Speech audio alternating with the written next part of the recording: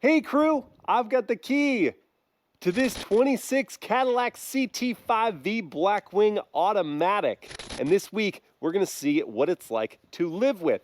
I, of course, know what it's like to live with a Blackwing. I had a manual model in 2023 and 2024. I sold it. Unfortunately, I miss it every day, but it's good to see this car back in my driveway. Let's check out the spacing of this driveway, which is 16 feet wide by 19.5 feet long. The Blackwing is parked very close to the edge. In fact, the back tire is hanging off a little bit. Earlier this morning, Mobile Mama was here in the CX-50. She's taking the kids to the grandparents' house. But if you want to check out her content, it's at Mobile Mama on TikTok, Instagram, and YouTube. And when the CX-50 was parked here, there was plenty of space to walk between the vehicles. We could wheel a wagon or double stroller through for our kiddos. The front end of this Blackwing with the carbon fiber 1 package, and therefore that front splitter is hovering over the gutter. And with that expensive piece equipped, you may want some curb ramps if you have a gutter like this to help with clearance. At the back, there is going to be enough room to walk in front of the hedge on the path to my front door. When first stopping inside with the key fob on me, I can put my hand on either of the front 2 door handles to unlock all 4 doors. And when I press it on the pad at the back of the door, that's going to unfold the door mirrors and release the door. Now, when I was parked next to the Mazda, I could actually swing the door all the way out and still clear it for an easy access to this cabin. But let's just say you didn't have the space for that, maybe that notch, or even this one, I could still get in, where I'm greeted by a very fancy welcome screen on this 36-inch display. Now, as I close up that door, it's a nice solid thud. Hey, cabin crew, thanks for joining for this day in the life in the 26 Cadillac CT5-V Blackwing Auto. In this video, I want to focus on that transmission. Why, when you have that brilliant Tremec 6-speed manual option, would you choose the automatic? Let's see. All right, let's fire it up.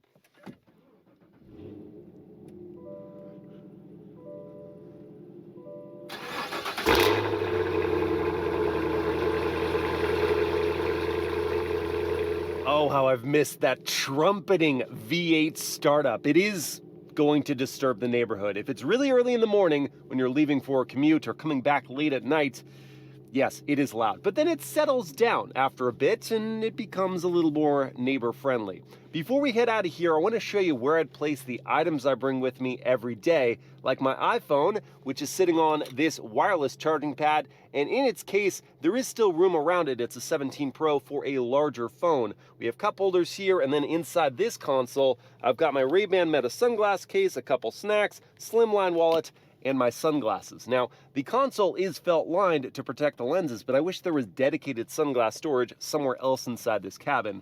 Now, as we move to larger items, things get a bit trickier. So I've got my Racebox 0 to 60 timer, which can fit inside this door cubby, but then my GoPro accessory case can't really fit anywhere else when there are things inside the console. So that could either go inside the glove box, or you do what I've done, which is put my 32-ounce metal water bottle in there. I don't like using the glove box because if you've got a passenger and you need the water bottle, you'll be hitting their knees to open it. So large item storage, not so good in the Blackwing. Let me throw on my seatbelt now before I pull the gear selector back into drive. That is going to release the parking brake. We can roll on forward over the curb ramp on the left, into the gutter on the right. Then turning this wheel, I'm going to bring up the front-facing camera just to assure that we are going to make it past my neighbor's basketball hoops on my way out.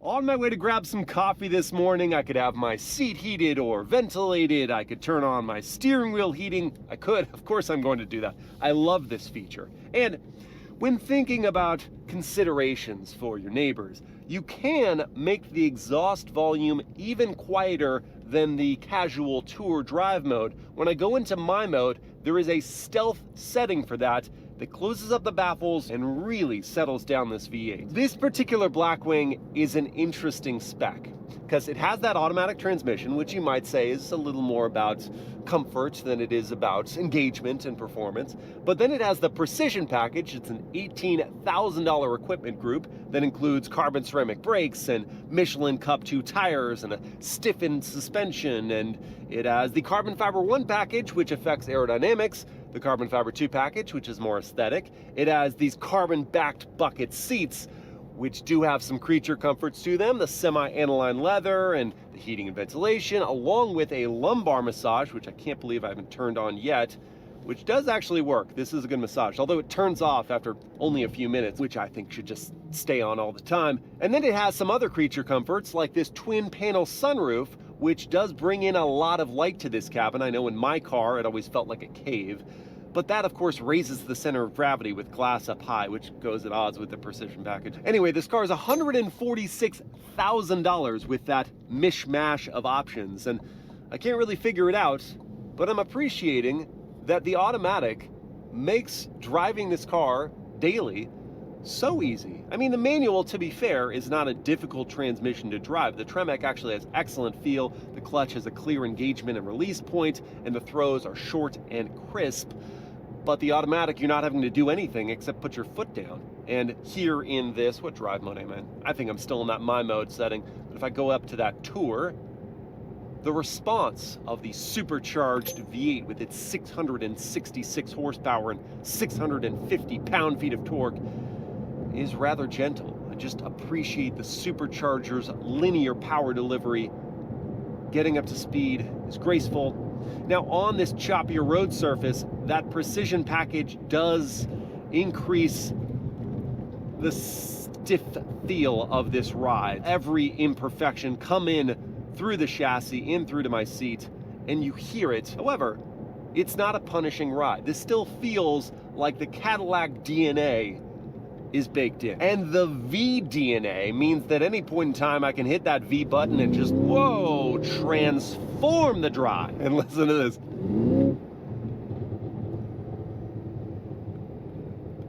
The backfiring it's still going.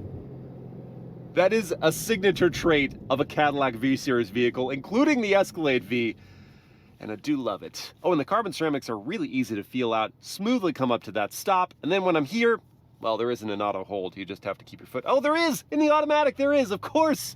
I'm just so used to the manual one. That's a perk of getting the auto. You can just have it hold the brakes for you at a light. But I do want to back off for a second because I need to talk about my driving position at 6 feet tall.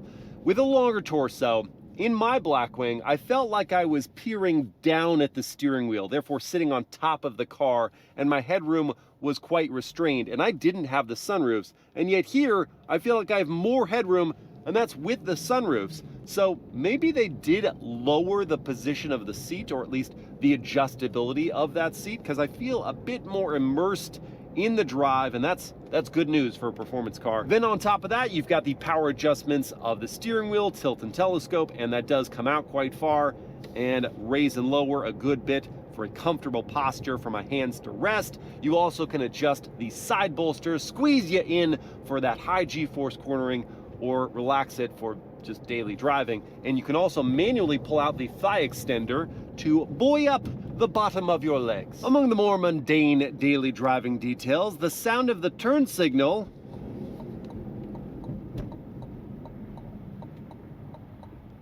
is like every other GM vehicle. To me, it sounds like a horse getting up to a gallop. Clunk, clunk, clunk, clunk, clunk, clunk. I'm weird, I know. Now it's time for a turning radius test, pulling out into the intersection, turning that wheel hard, and oh my goodness, it's such a wide arc. It's the Achilles heel of the Blackwing as a daily driver. The turning circle is abominable. Now, what if someone is driving recklessly on the road and you need to honk at them to alert them to their error? Well, in my car, you would have honked at them 5 times because the horn was by defect so sensitive that I would brush my hand on the airbag cover and it would go off. Clearly, that's not the case in this Blackwing, so let's just use it properly. Huh? It's so chipper. That individual may not understand your frustration when you do that. They'll just be like, oh, they're saying hello. At last, it's time for coffee. So I'm gonna pop in here to Raised by Lions. And I shall attempt to squeeze into one of these compact parking spaces. I think we can do it. This is not a mid-size vehicle. It's not a compact. It's somewhere in between. Going into reverse, we get that high-res camera, bird's eye view, trajectory lines, and I've tilted down the passenger door mirror so I can see where the tires are headed as I cut the wheel. and make my way in. Parking sensors are not going to be heard audibly, but I'll feel them because they vibrate to my seat as I approach objects like right there. It's like, boom, you're getting close. Now it's really close. So stop. Okay, let's get some coffee. Yes. There we go. Delicious iced decaf coffee. The lid's kind of obnoxious, but the coffee's very good. And I got beans for myself and my lovely bride. I want to talk about the exterior design of this Blackwing, but first, check this out. If you hit unlock, or actually if you just approach the car, gives you this cool welcome on the DRLs. I like that. Also, one thing you can't do with the manual, remote start.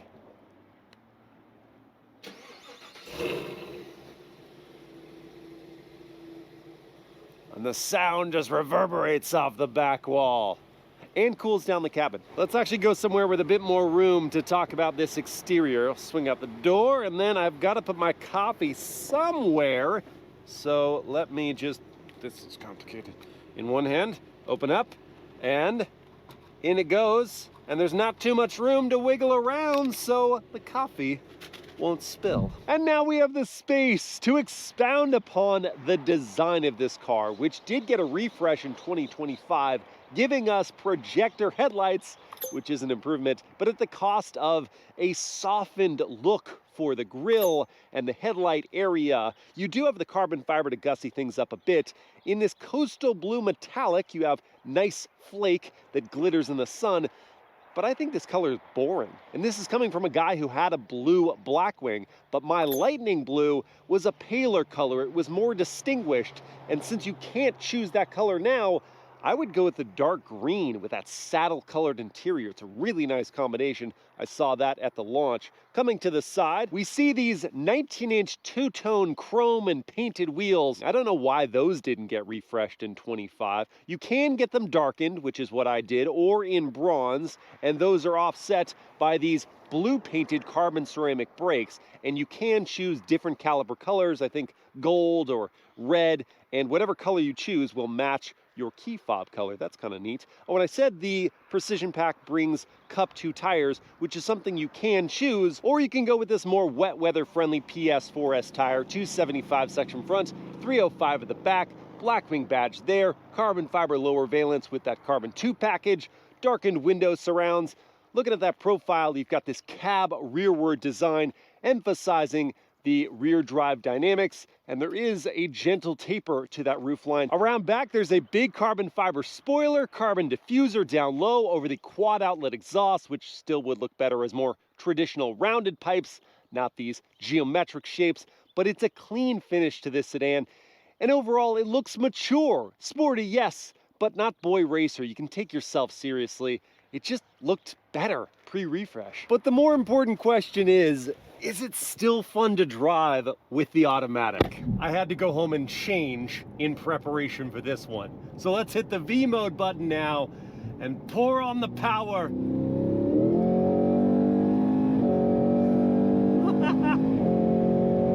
Yeehaw!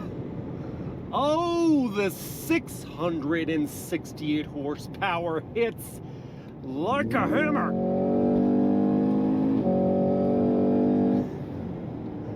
And I've left the traction control fully on because this is a rear drive car, and if you don't, you could very well, at wide open throttle, even when doing a fair bit of speed already, just sidestep. So you can feel the nannies just feeding out the power gradually to build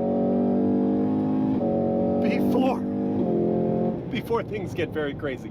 The 10-speed automatic, snappy on those shifts in auto mode, but I got to try manual mode. So clicking the gear selector back, now I can use these large aluminum paddles, which have some nice travel.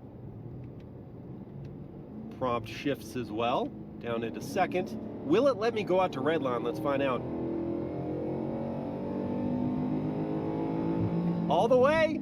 That's what I want to see. That's the marker of a real performance car. It's not going to shift for me. As soon as I pull that paddle to downshift or upshift, it is an instant snap into the next gear. That's what I like to see. If you're gonna go with the automatic, at least it is a good transmission.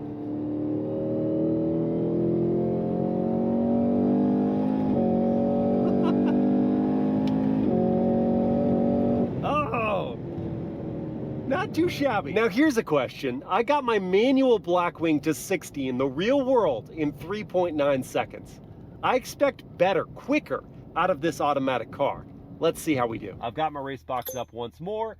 I will activate the performance traction management to enable launch control with my foot in on the clutch and in first gear, pinning the throttle, holding revs, letting go of the clutch, and doing as quick a shift as possible, getting to 60 in 3.95 seconds. So with my race box set up to record, I'll hit V mode twice for performance traction management, where I can fine tune the different levels of traction and stability control. Let's go to race 1. And then over here, you can customize your launch settings, the RPM at which you launch, or the slip angle, increasing or decreasing that. I'm just gonna go to auto, then foot on the brake, pin the throttle. It's gonna hold for launch, letting go. Out of the hole, and there's 60 in 4.15 seconds. So you can probably fine tune it to shave a little off that time, but I still think the manual would be quicker and more fun. And you definitely can't trust the onboard 0 to 60 timer. It said the last run was 3.6 seconds. That's half a second ambitious, Cadillac. But what I really want to know is whether the automatic equipped Blackwing is still a good time on a curvy road. So let's dig in. I'm leaving it in auto mode for right now, just to focus on the other dynamics of the car. Here, everything firmed up in the V mode, and with the precision pack added rigidity, the body stays very composed while the rear drive still shines through with the way the car rotates on the way out of curves. Oh, the added steering feel as well. Here with that precision pack's changes, enhancing the energy and engagement of driving this car. It's so transparent. Gosh, and that supercharged V8 is a monster on power. Carbon ceramics have nice bite to them. This is not a featherweight car, about 4,000 pounds, but it still dances. And so far the transmission's keeping me in the right spot, right meat of the power band. The noise of that V8, the wide open throttle, is just blissful. I wish I heard more supercharger whine. You don't get much of that at all, but that was true of my car as well. Hasn't changed as the years have gone on. I like the snap of the upshift though. Now in manual mode, getting to manipulate this V8 instrument. How much does this add to the experience? Let's see here.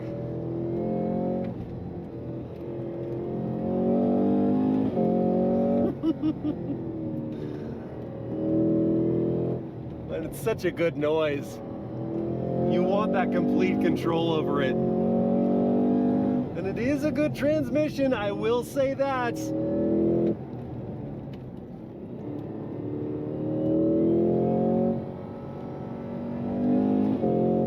But it is still nowhere near as satisfying as rowing through that Tremec 6-speed.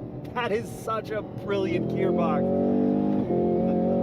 And that is the missing piece. I mean, that is what takes a brilliant driver's car like this one and puts it on the shelf of the E39 M5. I mean, as among the best driving sedans ever made.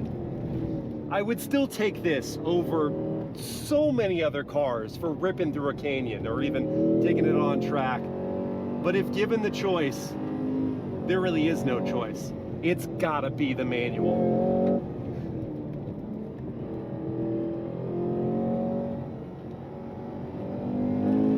Electronic limited slip differential is still as brilliant as ever. How, with just 2 tire outlets, it manages to get all of this power to the road surface. Today, let's test the practicality with a Costco run to benefit the charity Families Forward. The cart is full for a good cause, but that makes me a little nervous because one of the toughest parts of owning the Blackwing was its modest trunk size. The opening is certainly wide enough, it's just not a big gap here to stick in tall goods. For small item storage, there's a cubby off to the right and two shallow ones under the floor. To the left is the battery, and that cover is a little janky. The low liftover height of a sedan makes loading heavy goods easy for just about anyone, but getting things all the way to the back is a bit like spelunking. I've stacked it all in the space that I have, but the question remains, can I fit the toilet paper? Come on. And why on this $148,000 as-tested car is there not a power-operated trunk lid? I don't know, but it fits. Whee! Now, after returning my cart, like a responsible shopper, I can confirm the Cadillac CT5-V Blackwing is Costco approved. Now on my way to drop these goods at Families Forward, let's listen to the cabin volume at highway speeds.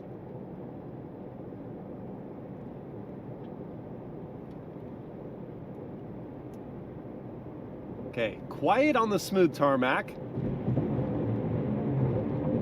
Much louder on the concrete slab. And of course it's going to be louder on this slab, but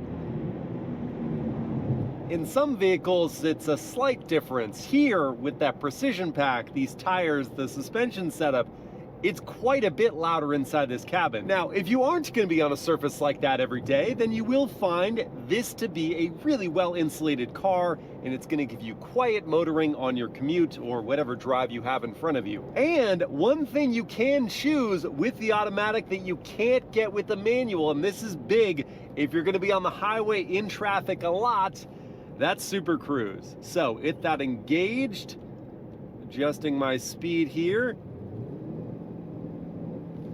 Green is good to go, hands are off the wheel, and I do nothing but pay attention to the road ahead, and it's going to adjust the gap to the vehicle in front of me, it's going to change lanes when I want to, or if in fact the car in front of me is not going as quickly as the speed that I have set. Oh, what a difference this system can make for your stress level. Now it is $2,800 initially, and then there is some recurring fee, but I think it's worth it if you are going to be in this environment all the time. And while we're super cruising, let's listen to some music. My goodness, it's so much louder.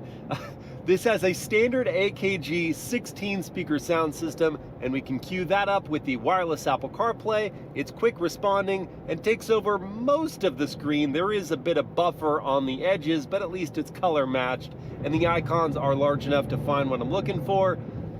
I said you were quick responding, now you're slowing down? Interesting.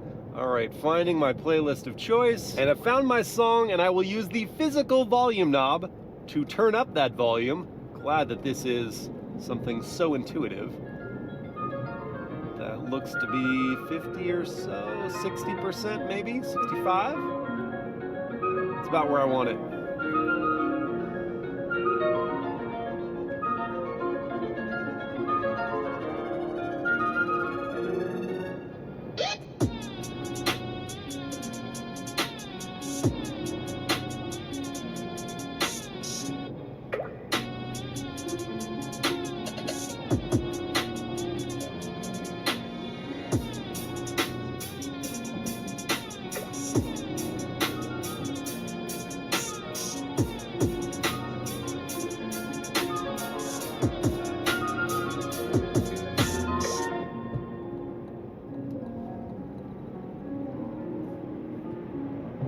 I seriously think they've made improvements to that sound system since I had the car, which also had, maybe it was a 15 speaker sound system back then, but really, the clarity, the depth of sound, the bass had a nice hit to it, the highs and mids were distinctive. That is an excellent sound system, and it's all the more immersive and relaxing when you're not having to make sure you're in the center of the lane or keeping the same gap to the vehicle in front of you. This is just great. Oh, and Super Cruise is another big win for me and why I think it's one of the best in the business, because this light bar does communicate every change that is happening. If it's saying you need to take over, it's going to flash red. If it's transitioning highways, it's going to flash blue. It's just smart. Now let's put some fuel back in this 17-gallon tank that I wish was a bit larger, because when you're averaging 13 mpg city, 22 on the highway, and 16 combined, you'll only get 272 miles on a tank if you hit the EPA targets. I've been averaging 10.3 miles per gallon, so I won't get that. And at current fuel prices of $5.87 for the required 91 octane gas, it's gonna cost me $100 to fill this tank, but there's capless fueling to save me some time. Well, crew, at the beginning of this video, I pondered what it would be like to live with the automatic version of one of the best driving sedans ever made. And after quality time spent behind the wheel, I'm missing my manual Blackwing more than ever. Now, that isn't to say there aren't some perks to the auto, namely effortless cruising around town and highway commuting, plus 1 extra MPG, a remote start feature, and auto hold at stoplights. And for its part, the 10-speed is quick shifting and won't auto upshift in manual mode, but nothing rivals the Tremx 6-speed for feel and engagement, and considering it's so easy to drive, it really should not be overlooked. If the choice is a Blackwing with the automatic, or no Blackwing at all, I will take it. But unless you're saddled with a 4-hour commute every day, you really should complete the package. Get the manual. I hope you guys have enjoyed this day in the life, and I will see you again next time.